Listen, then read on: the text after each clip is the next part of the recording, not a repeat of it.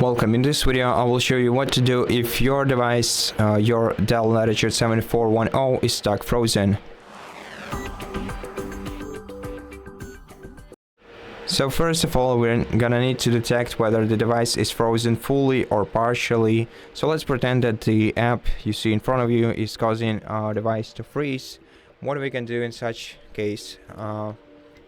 First of all, use the combination of Ctrl+Alt and Delete buttons on your keyboard. Press 3 of them together. This will make you go into this menu. I'm not sure what it's called, but what we have to do here is select Task Manager, open it, and then find the application that's causing our device to freeze. Right click, select End Task, and then if your device is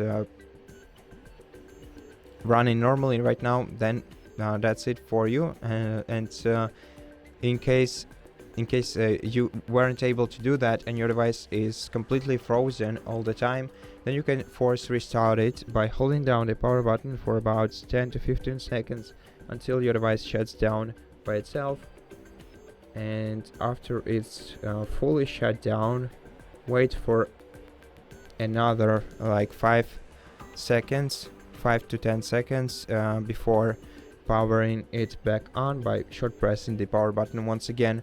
And in case you weren't able to turn off your device, then unfortunately the only solution to this would be, well, either trying once again or a couple of times, or eventually removing the charging cable from your device, let your device discharge by itself, and then plug in the charging cable once again into your laptop, and then it's 99% that it will just turn on normally that time. And so that's basically it. I hope that this video helped you, and if it did, please consider subscribing to our channel, leave us a like and a comment below, and I'll see you in the next one.